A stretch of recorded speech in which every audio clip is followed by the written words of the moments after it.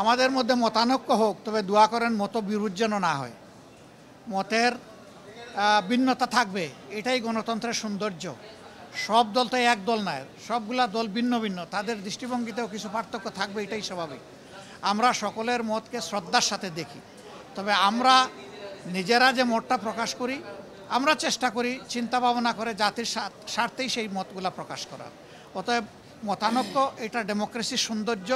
এটার জন্য এখানে বিরোধ লেগে গেছে অথবা অনেককে একেবারে দেশ অস্থির হয়ে গেছে, আমরা এটুকু চিন্তা করতে রাজি নই। একটা মেসেজ হচ্ছে, বাংলাদেশ আমাদের সকলের দীর্ঘদিনের বঞ্চনা এবং নিষ্পেষণের পর, ফ্যাসিবাদী শাসনের পর বাংলাদেশ মুক্ত হয়েছে। মুক্তির এই সংগ্রামে দেশবাসীর সাথে প্রবাসী যারা ছিলেন তারা সমানতালে লড়াই করেছেন, তাদের অবদানও বিশেষভাবে উল্লেখযোগ্য। তাদের সেই অবদানের জন্য তাদেরকে আমরা ধন্যবাদ এবং কৃতজ্ঞতা জানিয়েছি। আর আমরা বলেছি, প্রবাসীদের সবচেয়ে বড় অধিকার ভোটের অধিকারটা ছিল না। এবার এ দাবি সবার আগে আমরাই তুলেছিলাম এবং আমরা এই দাবি ছেড়ে দেইনি। আমরা এই দাবি নিয়ে প্রধান উপদেষ্টা, নির্বাচন কমিশন সহ গুরুত্বপূর্ণ সকল জায়গায় প্রবাসীদের হয়ে কথা বলেছি। আমরা সরকার এবং নির্বাচন কমিশনকে ধন্যবাদ জানাই। এই প্রথমবারের মতো ব্যাপক ভিত্তিক বিদেশিদেরকে ভোটার তালিকায় যারা প্রবাসী আমাদের, তাদেরকে সম্পৃক্ত করার তারা উদ্যোগ নিয়েছেন, কিন্তু সেখানে কিছু সমস্যা রয়ে গিয়েছে। অক্টোবরের 30 তারিখ পর্যন্ত সময় বেঁধে দেওয়া হয়েছিল।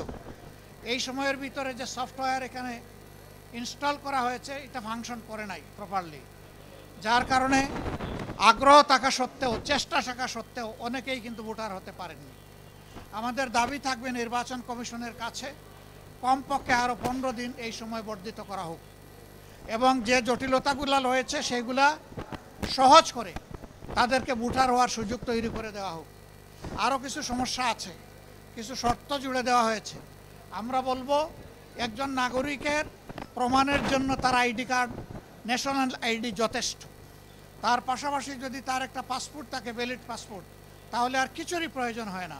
সেখানে কোথায় কারেন্টের বিলকে দিল, পানির বিলকে দিল কি দিল না, হোল্ডিং ট্যাক্স দিল না, অনেকের 10-20 বছর ধরে দেশের বাইরে আছে, তারা এগুলো ব্যবহারও করে না, বিলও দেয় না, বিল দেওয়ার প্রয়োজনও হয় না, সেগুলো শর্ত জুড়ে দেওয়া হয়েছে।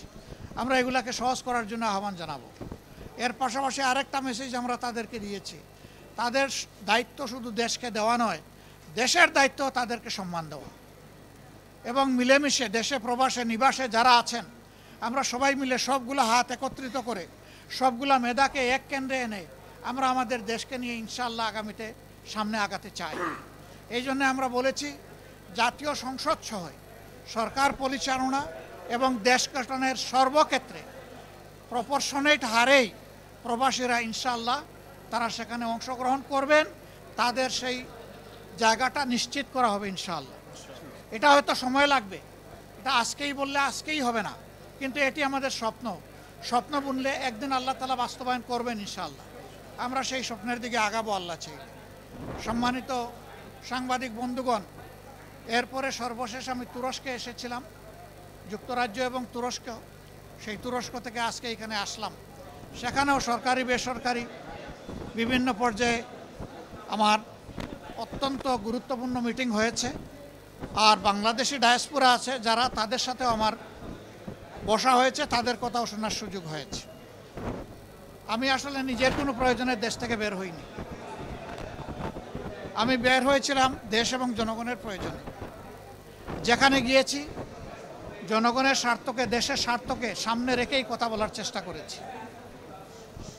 এবং যেখানে গিয়েছি একটা কথা বলার চেষ্টা করেছি যে দুনিয়ার সকলের সাথেই আমরা সম্মানজনক সম্পর্ক চাই। এই সম্পর্কটা হবে মিউচুয়াল রেসপেক্ট এবং ইকুইটির ভিত্তিতে। আলহামদুলিল্লাহ, আমরা যত জায়গায় গিয়েছি তাদের অ্যাপ্রিসিয়েশন আমরা পেয়েছি। তারাও মন খুলে আমাদের সাথে কথা বলেছেন, আমরাও মন খুলে আমাদের সবগুলা বিষয় তাদের সাথে শেয়ার করেছি। আল্লাহ তাআলার কাছে দোয়া করি, এই সফরে যে সমস্ত পদক্ষেপ নেওয়া হয়েছে অথবা আলাপ আলোচনা হয়েছে, সেগুলা যেন দেশ এবং জাতির কল্যাণে নিয়োজিত হয়। কোনো ব্যক্তি নয়, গোষ্ঠী নয়, দল নয়, দেশ এবং জাতির জন্য উপকার হয়। আপনারা এত সকালে এখানে কষ্ট করে এসেছেন, আমি সবাইকে ধন্যবাদ জানাবার আগে আরেকবার আপনাদের আন্তরিক সহযোগিতা কামনা করব। আসলে আপনারা জাতির, ব্যক্তিগতভাবে জাতির বিবেক, আর আপনাদের হাউসগুলো দর্পণ। আমরা সমাজের এই দর্পণ এবং জাতির বিবেকের কাছে দেশ গড়ার অভিযাত্রায় জামাতে ইসলামী যে সমস্ত কর্মসূচি ঘোষণা করছে, যা দেশ এবং জাতির কল্যাণে, আমরা এই সবগুলোতে আপনাদেরকেও আমাদের সাথে চাই। কারণ আপনারা এই সমাজ থেকে বিচ্ছিন্ন নন, আপনারা শুধু সাংবাদিক নন, আপনারা এদেশের নাগরিকও বটে। অতএব আমরা যে নাগরিক অধিকারটা নিশ্চিত করে একটা মানবিক বাংলাদেশ গড়তে চাই, বৈষম্যহীন বাংলাদেশ গড়তে চাই, এই ক্ষেত্রে আপনাদের ভূমিকা হবে অগ্রগণ্য, সেটা আমরা প্রত্যাশা রাখি। কারণ সাংবাদিকরা যখন জাতির কল্যাণের সিদ্ধান্ত নেন, জাতি তখন কল্যাণের পথ খুঁজে পায়। আল্লাহ রাব্বুল আলামিন আপনাদেরকে জাতির কল্যাণে কবুল করুন। প্রথম প্রশ্ন হলো, আমি আমির নির্বাচিত হয়েছি না? আমি আমির নির্বাচিত হইনি। আমার সহকর্মীরা আমার উপর একটা দায়িত্বের ভার অর্পণ করেছে। এ দায়িত্বটা বড় ভারী। আপনারা দোয়া করবেন দেশ এবং দিনের জন্য, এই দায়িত্ব পালনে আল্লাহ যেন আমাকে সাহায্য করেন। আর পাশাপাশি আমি আপনাদেরও সহযোগিতা চাই। বিএনপি তারাও চূড়ান্ত তালিকা প্রকাশ করেনি। আমি দেখেছি 237টা আসনে তারা তালিকা প্রকাশ করেছেন, আবার প্রশ্ন উত্তরে বলেছেন এটি চূড়ান্ত নয়, এর মধ্যেও পরিবর্তন আসতে পারে।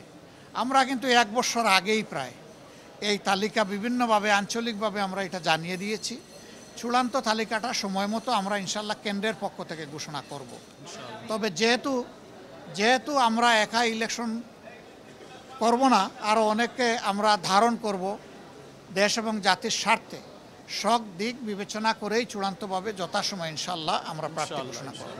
না, ওনারা বেঁধে দেয়নি, আমি এটাও শুনেছি ভালো করে। ওনারা অনুরোধ করেছে যে 1 সপ্তাহ সময়ের ভিতরে রাজনৈতিক দলগুলো বসে যদি একটা কনসেনসাসে পৌঁছতে পারে, সরকারের জন্য এটা ভালো। এবং আমরাই সবার আগে আমাদের পক্ষ থেকে আমাদের নায়েবে আমির আহ্বান জানিয়েছেন যে আসুন আমরা খোলামেলা আলোচনা করে আমরা এই সমাধানে পৌঁছি দেশ এবং জাতির স্বার্থে। আমরা আশা করি অন্যরা আমাদের এই আহ্বানকে সাড়া দেবেন ইনশাল্লাহ। গণভোটের ব্যাপারে তো আমরা আমাদের দৃষ্টিভঙ্গি অলরেডি আমরা দিয়ে দিয়েছি। ফেব্রুয়ারিতে নির্বাচন আমরা দেশবাসী সবাই দেখতে চাই ইনশাল্লাহ। শুধু আমরা না, সবাইকে নিয়ে আমরা দেখতে চাই।